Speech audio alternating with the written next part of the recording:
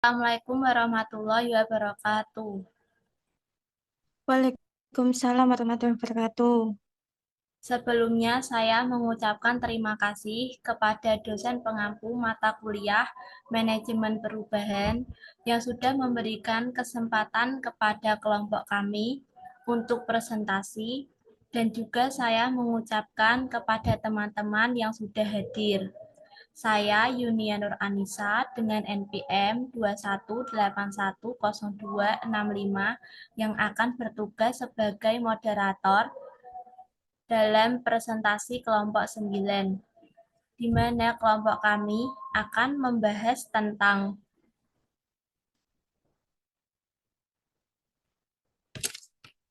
konflik dalam memimpin dan mengelola perubahan menuju praktek refleksif.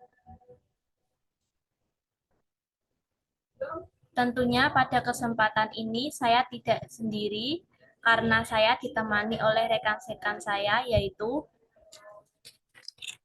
Zahra Fitriana Putri dengan NPM 218100009 dan Artin Isna Maulida dengan NPM 218100238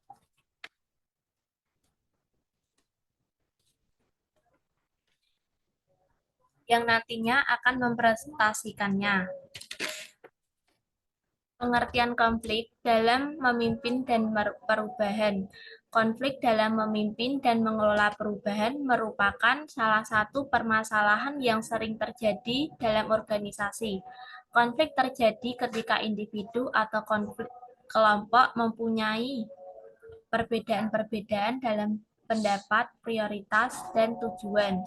Dalam mengelola konflik, pemimpin harus menangani penyebab konflik seperti perbedaan-perbedaan kodrati, perbedaan nilai, kurangnya komunikasi, keputusan yang kurang adil, ketidakcocokan peran, produktivitas rendah, perubahan keseimbangan, konflik yang belum terpecahkan, kebutuhan untuk membagi sumber-sumber daya yang terbatas, dan perbedaan-perbedaan dalam tujuan lainnya.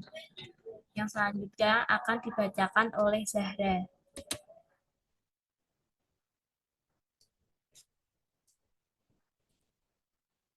Teori kepemimpinan transformasi secara garis besar dapat diketahui bahwa yang disebut dengan pemimpin tipe transformasional adalah pemimpin yang dapat mengubah suatu situasi dalam organisasi dengan kemampuan yang bisa dilakukan serta dapat membicarakan tujuan dari perubahan yang dia lakukan dengan acuan yang jelas, yaitu nilai kebebasan, kesamaan, dan keadilan.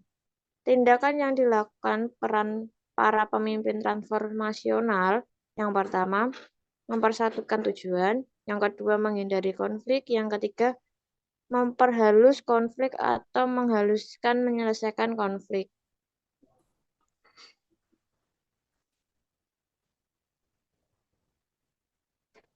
Kompromi merupakan proses saling berjanjian antara kedua belah pihak yang bersedia melepaskan sebagian dari tuntutannya. Dalam peristiwa kompromi, boleh dikatakan tidak ada pihak yang menang dan yang kalah secara mutlak.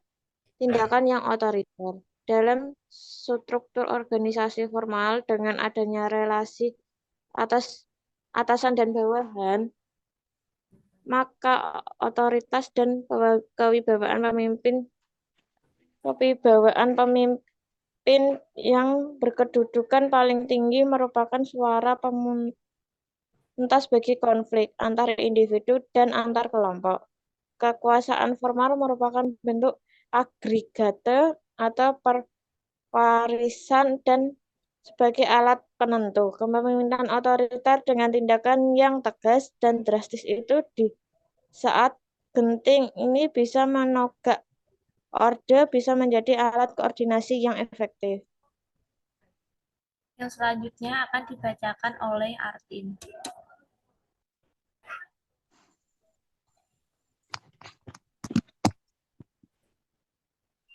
Efektivitas kerja.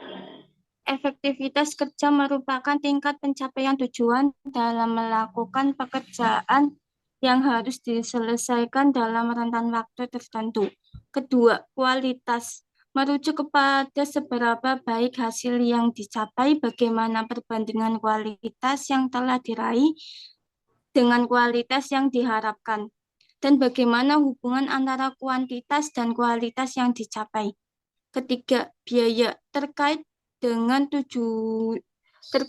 jumlah dana yang dibutuhkan untuk mencapai hasil yang ditargetkan, dan bagaimana perbandingan antara alokasi dana yang dibutuhkan dengan yang tersedia. Keempat, waktu berkenaan dengan apakah kerja yang dilakukan selesai tepat waktu atau apakah keterlambatan dalam menyelesaikan pekerjaan dikarenakan perencanaan dan atau manajemen yang buruk. Next.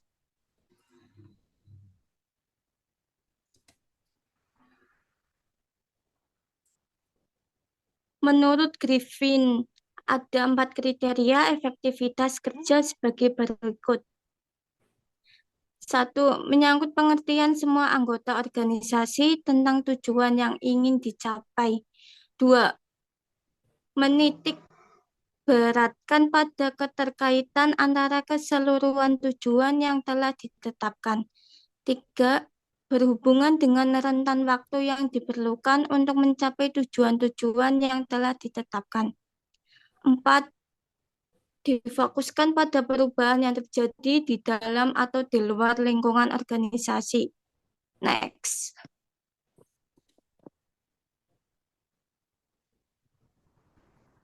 Baik, terima kasih teman-teman. Sekian dari presentasi kami. Semoga apa yang kami sampaikan ini dapat bermanfaat bagi teman-teman semua. Mohon maaf apabila kelompok kami dalam menyampaikan ada salah kata. Wassalamualaikum warahmatullahi wabarakatuh. Waalaikumsalam warahmatullahi wabarakatuh.